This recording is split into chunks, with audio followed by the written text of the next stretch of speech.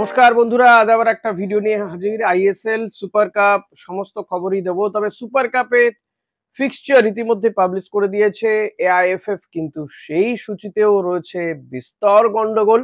তা নিয়ে আলোচনা করব। আইএসএল ও শেষের পথে, আর একটা মাত্র ম্যাচ বাকি রয়েছে আইএসএল, তা নিয়ে আলোচনা করব।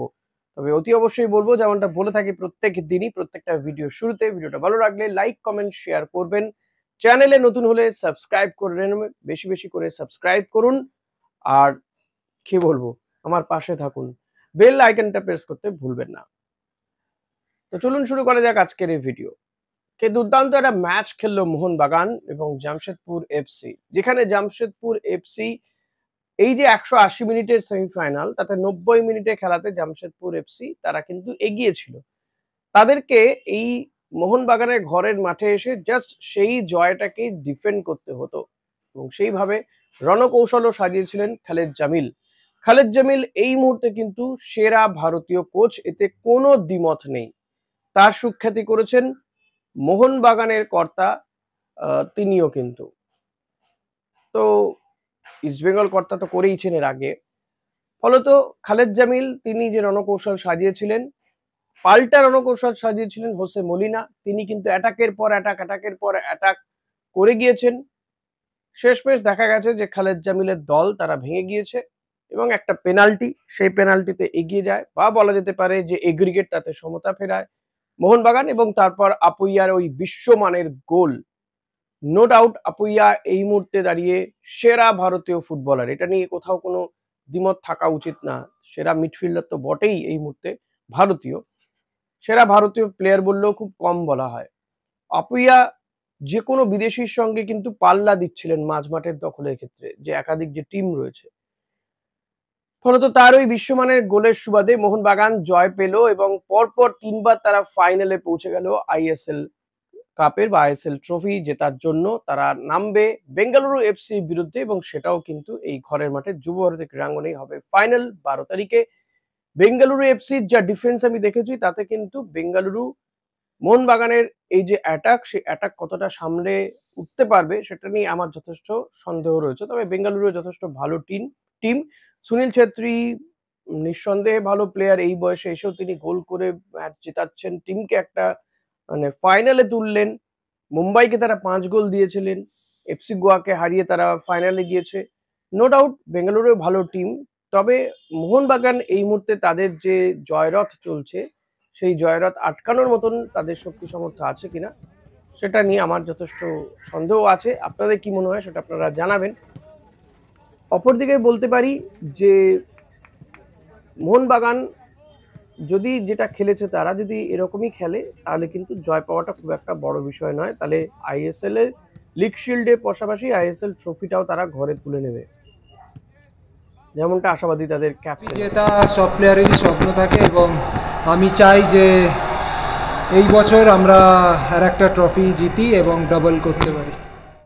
তো এখন দেখতে হবে, যেহেতু ফাইনাল ম্যাচ, খেলাটা অন্যরকম হবে এবং বেঙ্গালুরু কাছে এই ম্যাচটা কঠিন হবে। এক তো তারা অ্যাওয়ে খেলবে, দুই হচ্ছে যে মোহনবাগানের মতন টিমের বিরুদ্ধে খেলবে। আবার অপরদিকে সুনীল ছেত্রীর তো ঘরের মাঠই বলা যেতে পারে, কারণ তিনি কলকাতার জামাই। তার প্রতি মোহনবাগান সমর্থকরা বা কলকাতার সমর্থকদের একটা অংশ তার প্রতি যথেষ্টই তাদের ফিলিংস রয়েছে। তো এই সব মিলিয়ে কিন্তু খেলাটা যথেষ্ট জমাটি একটা ফাইনাল হতে চলেছে, সেটা আর আমার বলার অপেক্ষা রাখে না বোধহয়, এটা আপনারা নিঃসন্দেহে প্রত্যেকেই জানেন। এখন গতকালের এই ম্যাচ নিয়ে অনেকেই রেফারিং নিয়ে প্রশ্ন তুলছেন। দেখুন, রেফারিং নিয়ে গোটা আইএসএল এ প্রশ্ন উঠেছে, প্রশ্ন উঠবেও, তা নিয়ে নতুন করে প্রশ্ন তুলে খুব বিরাট কিছু হবে বলে মনে হয় না। এবার আসা যাক সুপার কাপ। সুপার কাপের পুরোপুরি ফিক্সচার কিন্তু প্রকাশ করেছে ফেডারেশন, এবং তাতে দেখা যাচ্ছে 20শে এপ্রিল থেকে সুপার কাপ শুরু হচ্ছে। প্রথমে যদিও বলা হয়েছিল 21শে এপ্রিল থেকে, আপনাদের নিশ্চয়ই মনে আছে। 20শে এপ্রিল ইস্টবেঙ্গল তাদের প্রথম ম্যাচ খেলবে, ইস্টবেঙ্গল ডিফেন্ডিং চ্যাম্পিয়ন, তারা প্রথম ম্যাচ খেলবে কেরালা ব্লাস্টার্সের বিরুদ্ধে, নকআউট পর্যায়ের এই ম্যাচ। এবং ওই দিনই মোহনবাগানও খেলতে নামছে। বিকেলের বেলায় খেলা শুরু হবে, 4:30 থেকে শুরু হচ্ছে খেলা। প্রথম ম্যাচ ইস্টবেঙ্গলের, পরের ম্যাচটা মোহনবাগানে। অর্থাৎ প্রথম দিনই দুই প্রধান খেলতে নামছে, এবং প্রথম দিন যদি দুই প্রধানই জেতে, তাহলে কোয়ার্টার ফাইনালে কিন্তু ডার্বি, উড়িষ্যাতে ডার্বি মোহনবাগান ইস্টবেঙ্গল ম্যাচ হতে চলেছে।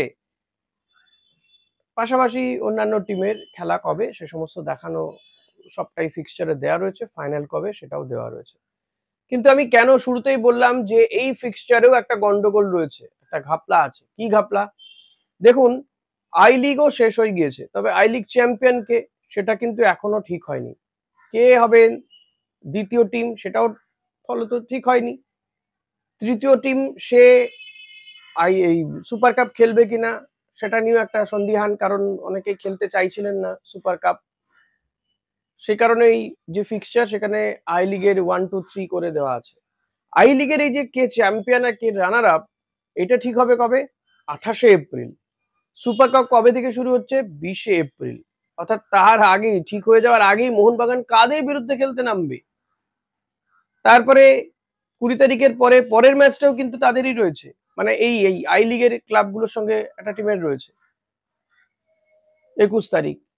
22 তারিখে এফসি গোয়া কিংবা বেঙ্গালুরু এদের বিরুদ্ধে ম্যাচগুলো খেলতে হবে এদেরকে, 1, 2, 3 এর মধ্যে কোনো একটা টিমকে আই লিগের। তো কি করে হবে?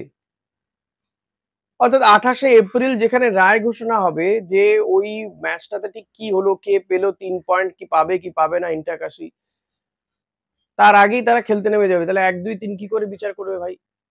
এটা আমার মাথায় ঢুকলো না। এই জন্যই ভারতীয় ফেডারেশন, ফুটবল ফেডারেশনকে লোকে এত করে খিস্তি করে গাল দেয়। এই যাদের অবস্থা তারা তো খিস্তি খাবার মতনই কাজ করছে। একটা বিজ্ঞানসম্মত বিষয় বলে তো কিছু হয়, মানে বিজ্ঞান মানবে না আর কি, যা খুশি যেমন খুশি হচ্ছে। যদি সেটাই হয় তাহলে কেন আগে রায়টা ঘোষণা করা হলো না? ডেট তো চেঞ্জ করা যেতে পারে, ম্যাচ তো হয়ে গিয়েছে, অনেক দিন হয়েছে, আবেদন অনেক দিন হয়েছে, সমস্ত ম্যাচ শেষ হয়ে গেছে। তো এই সুপার কাপ খেলাটা ফেলার আগে কেন এই বিষয়টাকে নিশ্চিত করে নেওয়া গেল না? ফয়সালা না করে কেন সুপার কাপে ফিক্সচার ঘোষণা করে দেওয়া হলো, এবং সুপার কাপের পরে মানে ম্যাচগুলো খেলা হয়ে যাওয়ার পরে ঠিক হবে কে হলো আই লিগ চ্যাম্পিয়ন? আমার মাথায় ঢুকছে না। বাস আপনাদের যদি কারো মাথায় ঢুকে থাকে তো অতি অবশ্যই আমাকে জানাতে ভুলবেন না। প্লিজ কমেন্ট করে জানাবেন যেটা কি করে সম্ভব হতে পারে। ইস্ট বেঙ্গলের খবরে আসবো। ইস্ট বেঙ্গলের অনেক কিছু খবর আপনাদের দিচ্ছি, বিশেষ করে নতুন কোনো বিদেশি আসছে কি আসছে না, ভারতীয় কাদের সঙ্গে কথাবার্তা চলছে। দেখুন, অনেকের সঙ্গে কথাবার্তা চলছে, কিছু কিছু খবর বেরিয়ে আসছে, আপনাদের সঙ্গে শেয়ারও করেছি ইতিমধ্যে। অনেকেই বলতে পারেন যেটা হচ্ছে না এটা ফেক নিউজ, না হলে তো ফেক নিউজই হতে পারে। কিন্তু যেই খবরগুলো পাওয়া যাচ্ছে যে কোন কোন বিদেশির সঙ্গে কথাবার্তা হচ্ছে, কোন কোন বিদেশির সঙ্গে কথা হচ্ছে না কিন্তু মার্কেটে উঠছে, তো এরকম অনেক জল্পনা টল্পনা হবে।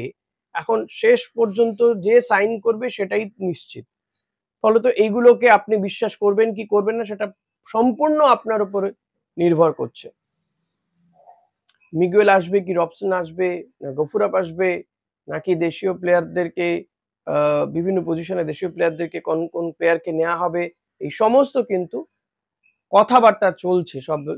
সমস্ত টিমই বিভিন্ন প্লেয়ারদের সঙ্গে কথাবার্তা চালাচ্ছে। অপরদিকে ইস্টবেঙ্গলও প্র্যাকটিস করছে। এর মধ্যে একটা ভালো খবর শোনা যাচ্ছে, মাদি তালাল সে হয়তো অগস্ট মাস থেকে প্র্যাকটিসে নামতে পারে। এখন মাদি তালাল যদি প্র্যাকটিসে নামে, তারপর যদি সে ম্যাচ প্র্যাকটিস করার মতন জায়গাতে ম্যাচ ফিট যদি হয়ে যায়, তাহলে হয়তো তাকে রেখে দিলেও দিতে পারে ইস্টবেঙ্গল। এখনো কিন্তু এই বিষয়টা অফিসিয়ালি অন্তত কিছু জানানো হয়নি যে তাকে রাখা হবে নাকি ছেড়ে দেওয়া হবে। তো মাদি তালাল যদি ফিরে আসে এবং সে যদি তার ফর্মের থাকে, তাহলে তো নিঃসন্দেহে ইস্টবেঙ্গলের এই মাঝমাঠের সমস্যাটা মিটে যাবে, এটা ঠিকই। মাদি তালাল এবং সাউল ক্রেসপো দুজনে থাকলে কিন্তু ইস্টবেঙ্গলের মাঝমাঠ যথেষ্ট ভালো। এখন সাউলকে কোনোভাবে অস্কার বুজুর খুব একটা পছন্দ নয়, কারণ বারবার চোট পান, এবং সেই কারণেই কিন্তু অস্কার চাইছেন মিগুয়েলকে নিয়ে আসতে। তো এটার মধ্যে কোথাও অন্যায় নেই অস্কারের চাওয়ার মধ্যে। দেখা যাক শেষমেশ কে বা কারা আসেন কি না আসেন।